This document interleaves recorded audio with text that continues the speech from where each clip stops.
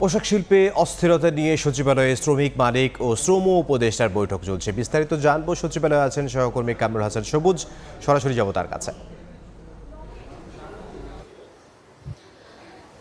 বেশ কিছুদিন ধরে অর্থাৎ আগস্টের শেষ দিক থেকে যে পোশাক শিল্পে শ্রম অসন্তোষ চলছে, সেই অসন্তোষ বৈঠকের পর বৈঠক করা হচ্ছে, আলোচনা করা হচ্ছে। সব কিছু মিলিয়ে কিন্তু এই অসন্তোষ নিরসনের জন্য সরকার, মালিক এবং শ্রমিক পক্ষের থেকে, শ্রমিক প্রতিনিধির পক্ষ থেকে বা শ্রমিক সংগঠনগুলোর পক্ষ থেকে চেষ্টা করা হচ্ছে, কিন্তু একদম যে সুফল মিলছে সেটা বলা যাচ্ছে না, অর্থাৎ অসন্তোষ রয়ে যাচ্ছে। সেই জায়গা থেকে আজকে কিছুক্ষণের মধ্যে একটি ব্রিফ করবে শ্রমিক মালিক এবং সরকার পক্ষ থেকে, যৌথ একটি ব্রিফ হবে। আসলে শ্রমিকদের যে দাবি আছে সেই দাবিটা মালিক পক্ষ কতটা পূরণ করতে পারবেন এবং সরকার কতটুকু সহযোগিতা করতে পারবেন, সেই জায়গা থেকে মালিক পক্ষের একটি দাবি, অর্থাৎ পোশাক শিল্পের একটি যে প্রতিনিধি রয়েছেন তাদের কিন্তু দাবি রয়েছে যে পোশাক কারখানায় নিরাপত্তা নিশ্চিত করতে হবে, নির্বিঘ্নভাবে উৎপাদন ব্যবস্থা সচল রাখার জন্য যে সেফটি নিশ্চিত করতে হবে।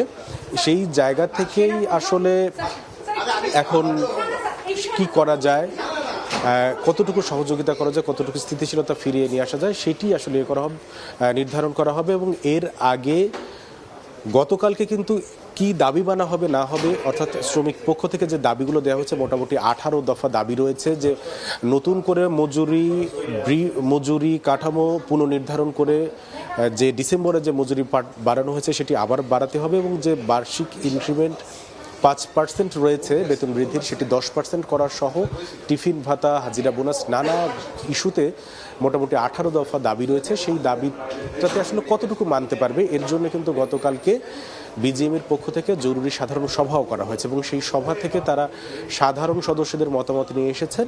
আজকে এখানে আসলে কি ডিসিশন আসে, এখানে উপস্থিত থাকবেন স্বরাষ্ট্র উপদেষ্টা, উপস্থিত থাকবেন শিল্প উপদেষ্টা এবং উপস্থিত থাকবেন শ্রম উপদেষ্টা। তো আমার কাছে শ্রম মন্ত্রণালয় থেকে তৈরি পোশাক শিল্প কারখানার শ্রম অসন্তোষ নিরসনের জন্য যে যৌথ বিবৃতি দেওয়া হবে কিছুক্ষণের মধ্যে, এই ছিল এখন পর্যন্ত তার সর্বশেষ খবর।